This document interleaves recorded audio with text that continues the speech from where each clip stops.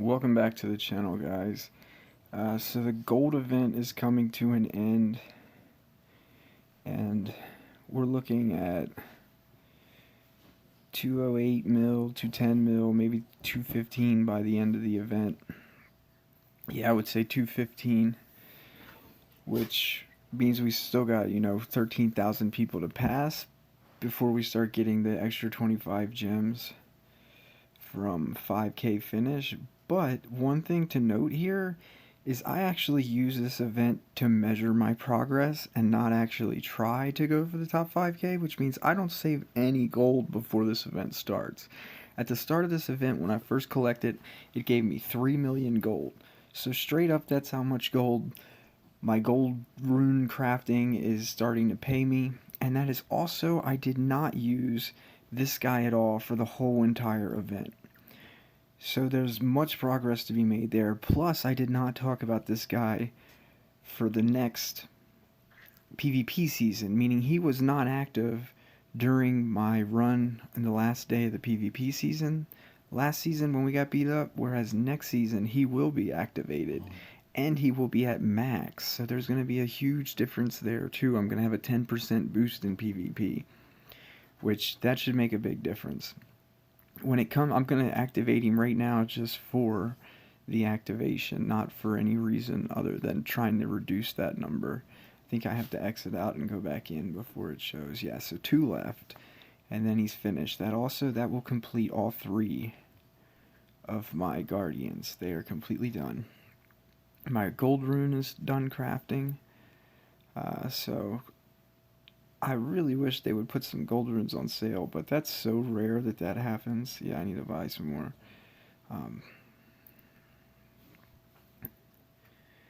And let's go over here and grab a speed one.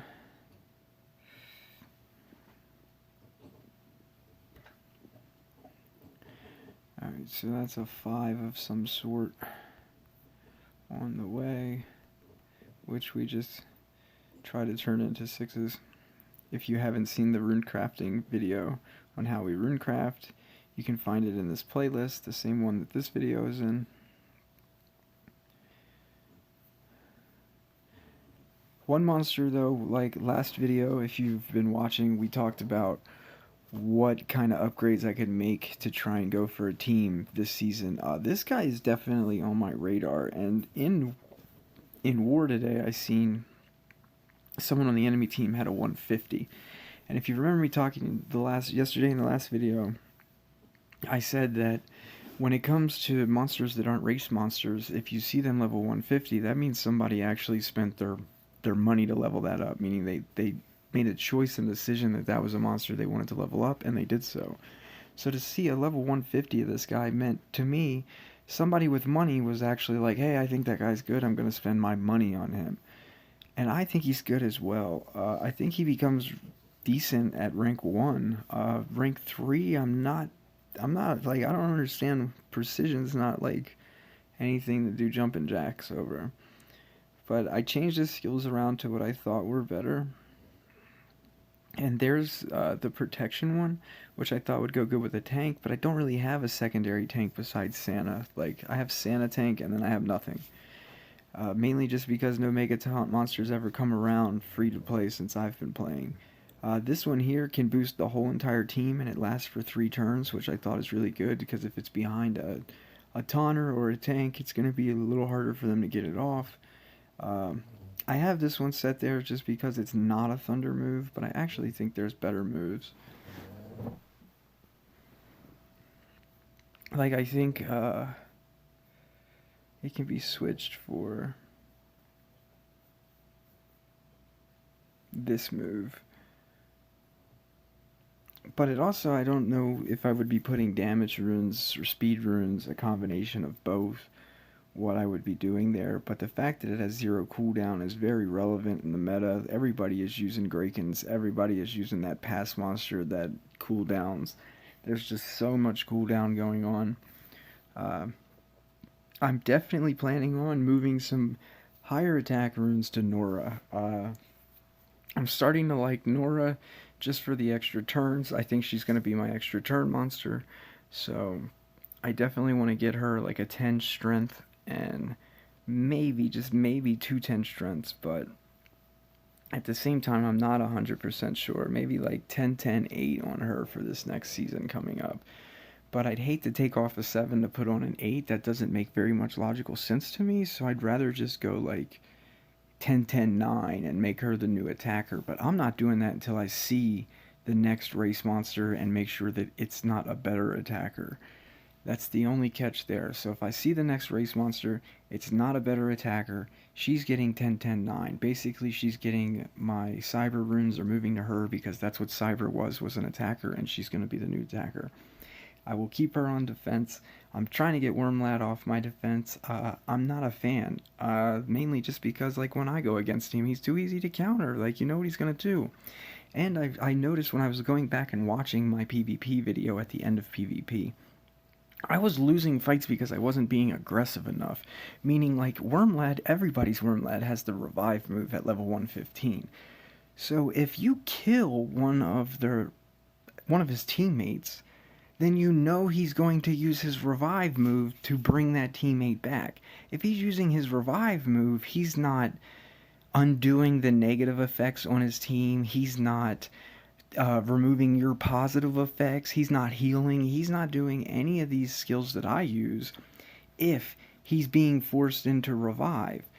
So that's what I need to be doing. Like, there was matches where I would go against something like Dunraw, and I would remove Dunraw's taunt so that I could go after somebody else and turn the fight into a long fight. Whereas what I should have done is just go half death straight into death's door, killing the tank, and then what does that do? It forces Wormlad to revive, and then allows my Kneasel to combo right into the Purr move and just erase it. So basically, when I choose not to do that, I was putting myself in a worse matchup. So this season, I'm going to pay attention to that, and I'm not going to make that mistake anymore.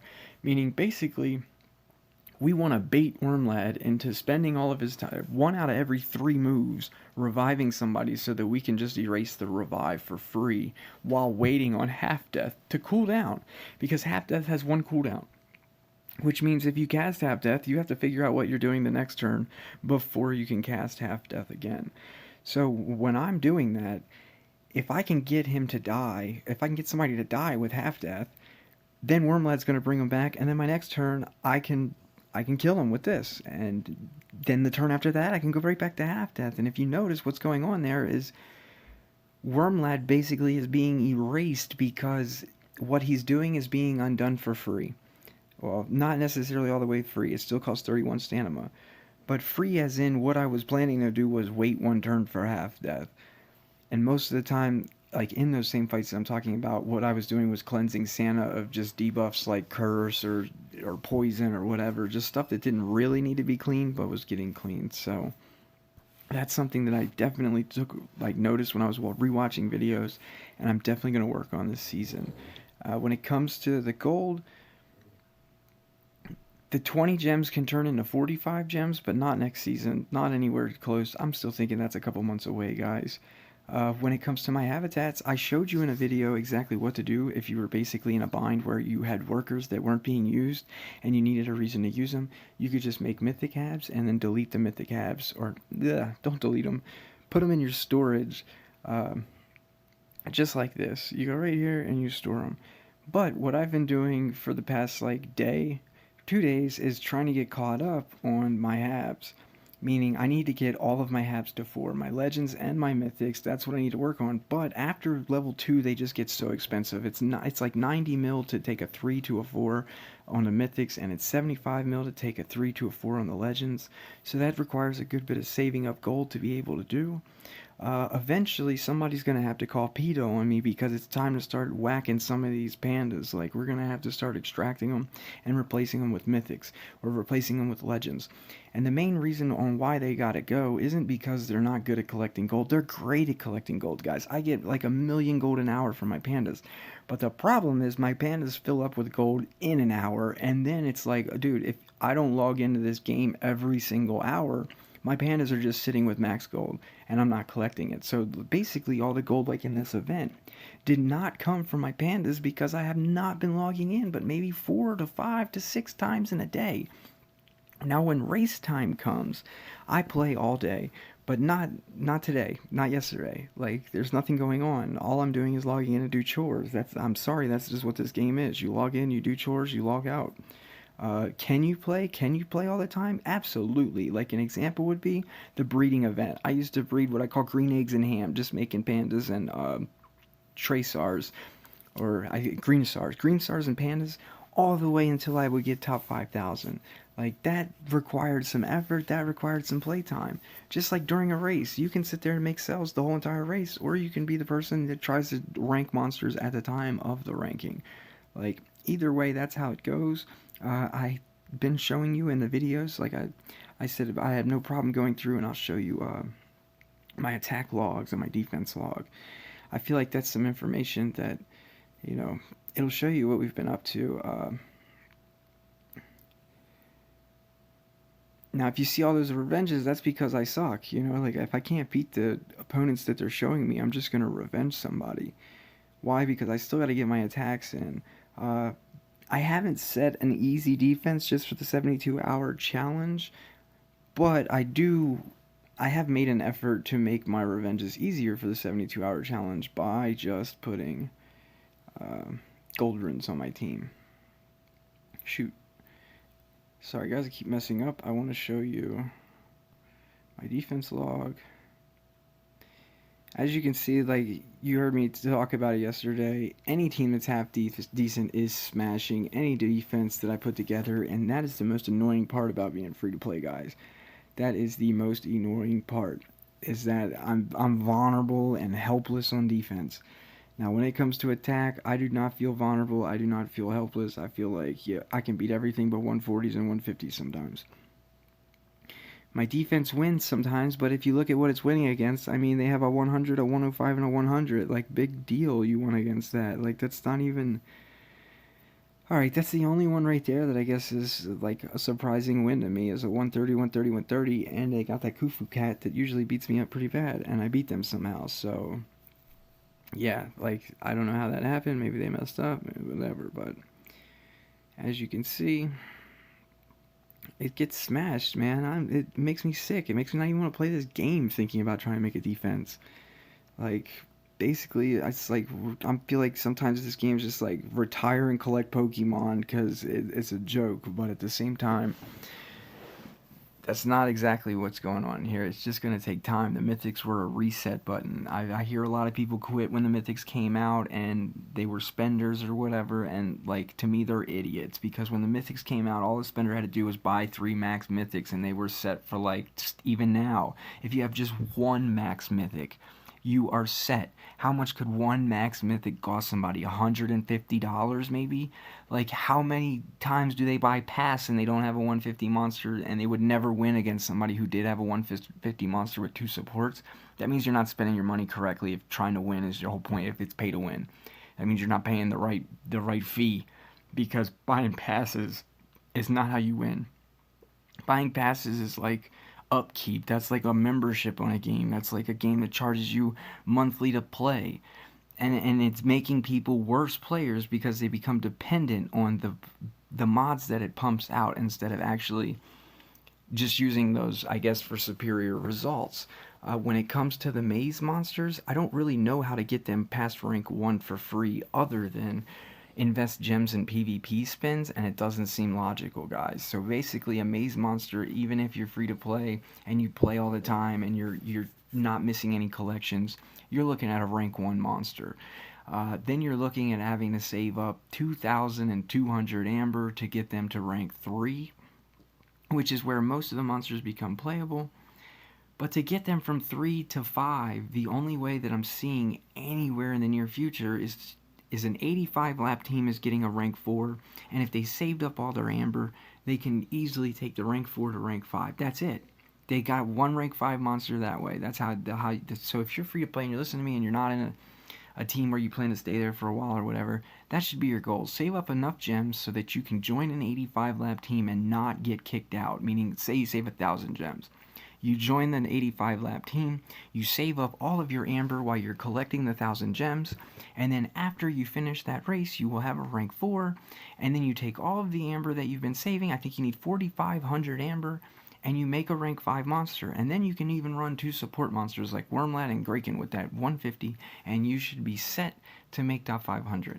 To me, I think that is one way into the door, but it's also not my way into the door. Why? Because I'm in a rank 3, I'm in a 60 lap race team, I'm not saving up 1,000 gems to do that. I'm not leaving my team just to do that. I'm trying to logically think of a way to be better than race monsters, meaning to be able to grind, to be able to compete, to be able to win, to be able to sponge up, because you're not sponging up anything running 6 race monsters, 3 on your defense and 3 on your offense. I get it. That's the best bang for your buck, meaning you can't buy a 140 monster for cheaper than joining a race team.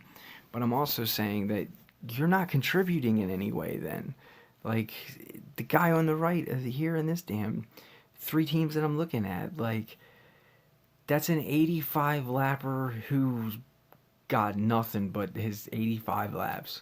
I mean, he's got a rank 3 rag, that's cool, unless you're a spender, which he most likely is. And if you're a spender, they let you run any type of, like, monster in the dungeon, meaning the reason why my rag is rank 0 is because I need rank 2 thunder monsters to do his next floor. Where in the hell am I going to get rank thunder monsters from? Like, cells are not something that, like, allows me the ability to just be ranking up monsters. Hornet is, like, one of the best lightning monsters, and mine's chilling at 100. And I don't even have that many cells, man. Like, 122 of them I've been playing for 10 months, give or take, you know, since October. Meaning, where did I spend all my thunder cells? Going from 80 to 100 cells on a lightning monster usually, like, but I don't even know which lightning monsters I've crafted like that, because all my lightning monsters are right here, and they're all Forsakens, meaning I use 20 to probably craft her, maybe? I don't know. I really don't know. I think I'm at a loss of words on where the enjoyment is in this game, but at the same time, if you follow along on the channel, maybe you'll be there when I find it.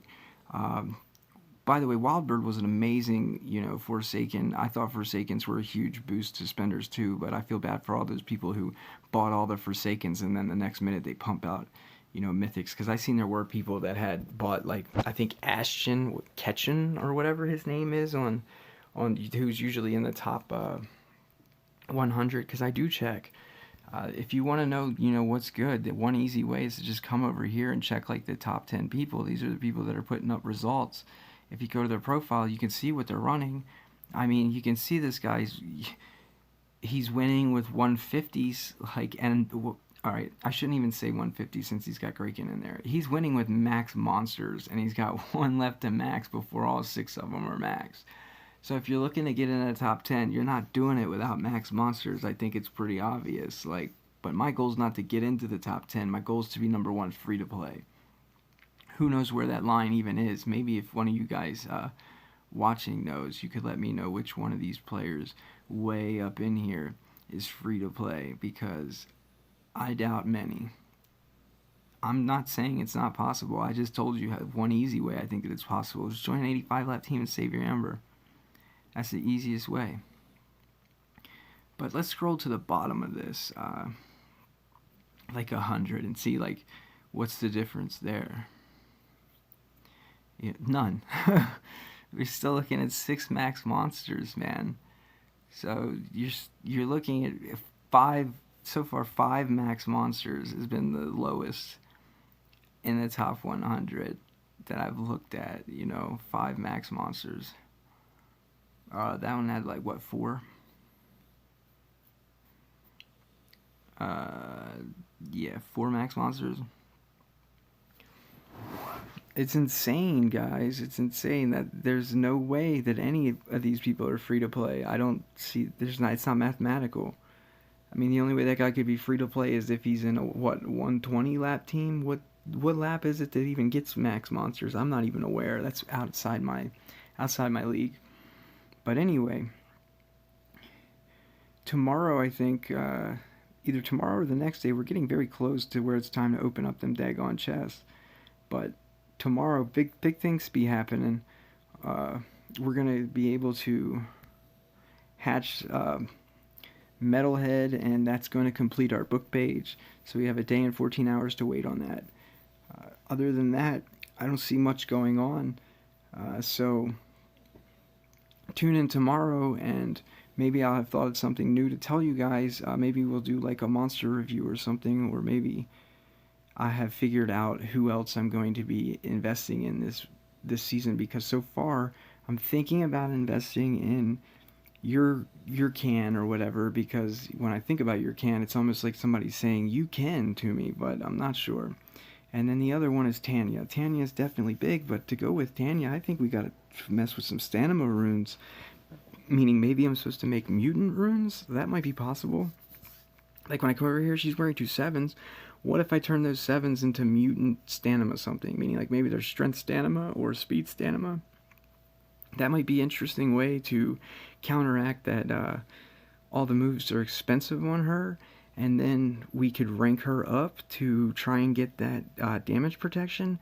I think I need, well, it's 1500 and 700, so it's 2200 max to take her from rank 1 to rank 3, so I have to see how many cells I actually have of her. 200, so it's 2000 exactly, basically 1991 will rank her to 3 or him to 3 from right now. I would be broke, plus it's going to take me a little while because I only have 1400, which means we're 500 shy. 500 shy from rank 3ing her, or him, versus trying to figure out somebody else to put those into. So if you stay tuned, maybe tomorrow we'll know exactly who we're going to invest in. But one thing I am pretty sure on is that we're going to be taking Cyber's runes off with this discount coming up, and we're going to be putting them on Nora. Nora is basically going to wear 10, 10, 9. And which runes they will be, I don't know. Probably 2 strengths and a speed. The 9 probably being a strength, a 10 probably being a strength, and then a 10 being a speed. And having the 1 gold rune really allows me to swap my runes to anything I want, meaning while that gold is on, I could be turning this 10 strength to a speed if I needed speed, stuff like that. It makes it so much easier.